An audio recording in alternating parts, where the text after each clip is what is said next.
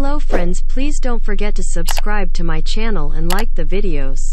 Thank you for your support. Stick against stick and twin-turbo V6 against V8, the new Z goes up against Ford's Fast Pony. If this was an 80s movie, the new kid, the 2023 Nissan Z, would spend the first half of the film getting pummeled by our bully, the 2021 Ford Mustang Mach 1. Then there would be a montage of the Z lifting weights, running, and doing high kicks, maybe while wearing a cropped sweatshirt and some wristbands, and at the end, it would come back and teach the Ford, and all of us, a lesson about perseverance in the face of adversity. That lesson will have to wait, because while the Z makes a valiant effort, there aren't enough terrycloth sweatbands in the world to help it beat out the muscular Mach 1's deft moves and deep-voiced soundtrack. The Mustang is playing the role of the rich baddie in this story, and a look at the pricing shows the monetary gulf between the two. You can get an entry-level Z for $41,015.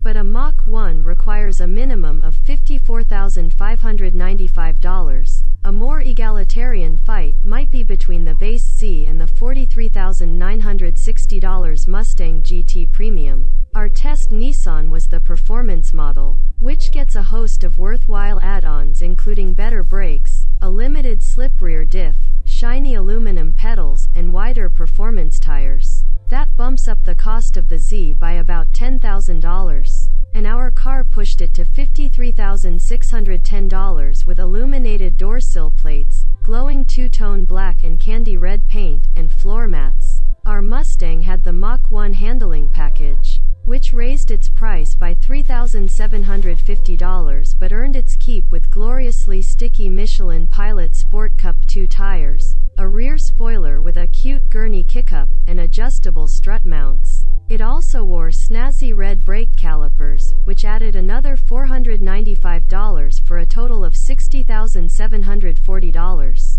The Mach 1 and the Z really should be friends since they actually have a lot in common. Each can trace its lineage back to the same era, 1969-70, and offers just enough throwback design cues to make it recognizable even to non-car people. There's a cliché among classic car folks that everyone has a Mustang story, and the same is true for the Z. Often, people had both, recalling fond times in several decades of Datsuns and Fords. In our modern versions, both cars sport 6-speed manual transmissions and promise to make future fond memories with at least 400 horses under their long hoods. The Mustang's 5.0-liter V8 pumps out 480 ponies along with 410 pound-feet of torque just above halfway up the tachometer. The Z claims exactly 400 horsepower from the twin-turbo 3.0-liter V6 with 350 pound-feet spread over a wide reverend band from 1,600 revolutions per minute to 5,200 revolutions per minute.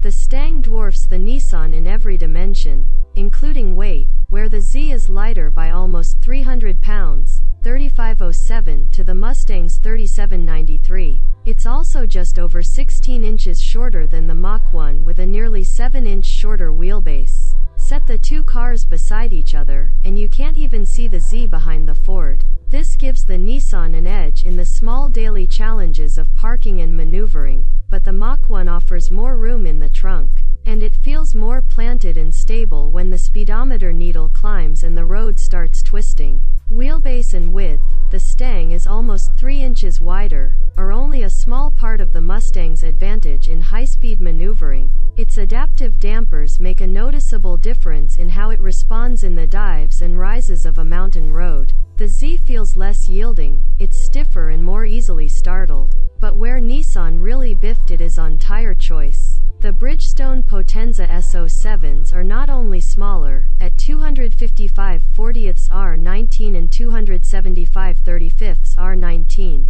compared to the Mustang's lower profile and wider 305/30ths ZR-19 and 315/30ths ZR-19 Michelin Pilot Sport Cup 2s, they're just not as good. The Michelins are sticky as a broke-open beehive, and while they tend to want to explore pavement imperfections when you just want to go straight, it's worth it for the way the Mach 1 hangs onto a corner like a spider monkey swinging through a forest. It's all confidence, all joy, all rock kick never trails behind. The Z, which is pleasant at moderate speeds, howls and floats once pushed. Get hard on the brakes, and the Mustang stops and turns. The Z slides and complains.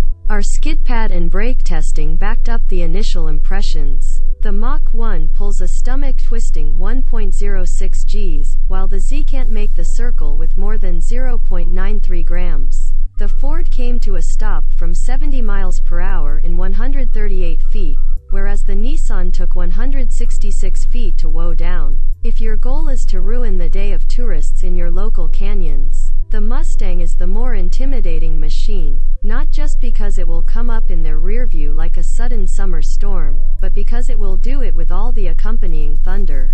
Turbos may be an efficient way to make horsepower, but nothing sounds like a free-breathing V8. It's a roll the windows down and seek out tunnels sound. The Z doesn't even come close. It's almost silent, disappointingly enough that we felt bad for the kids at an overlook who asked to hear it. Their faces clearly said, "That's it? Look, kid. It will be a better car for sneaking home late." You don't sneak anywhere in a Mach 1. There's no clear winner in exterior design, as both cars are undeniably good-looking machines that you'd be proud to park in your driveway. Visually, we'd give Nissan more points for its interior, which at first glance is uncluttered and appealing, in a flashy two-tone. The Mach 1's looks like a Mustang interior, old-fashioned at this point and utilitarian. Settle in and start touching things though, and Ford gets an unexpected win on material quality. The Z feels cheap, from the flimsy door handle to the S-Mode Sport button, which for inexplicable reasons needs to be pressed and held to activate Sport Mode and the Rev Match function, even though it allows quick presses that do nothing. The Mustang might not look as good inside, but at least everything feels firmly attached, and if you want it to blip for you, it's a menu option that stays on or off until you change it again. The Mustang also makes up for a harsh ride quality with a plush seat that cushions the bumps while still offering support in the turns. The Nissan's ride is a little more compliant, but its seat cushion is considerably firmer, making the Mach 1 more comfortable overall. Despite what appears to be a runaway win for Ford, the Nissan does make a good showing in the final matchup. Set these two up for a drag race, and the Mustang's big power and extra torque do nothing for it. Both cars offer launch control and no lift shift, and each hits 60 miles per hour in 4.5 seconds. But then the Z noses ahead to clear the quarter mile in 13.0 flat, compared to the Mach 1's 13.1 second run. It's not enough to make the Nissan the hero of this story, but it does give it some dignity, so maybe the Mustang won't push it around for the rest of the school year. The lesson in this movie may be that you don't always manage to win over the popular kid, but if you have a rear drive, stick shift, retro cool coupe, you'll have an awfully good time trying.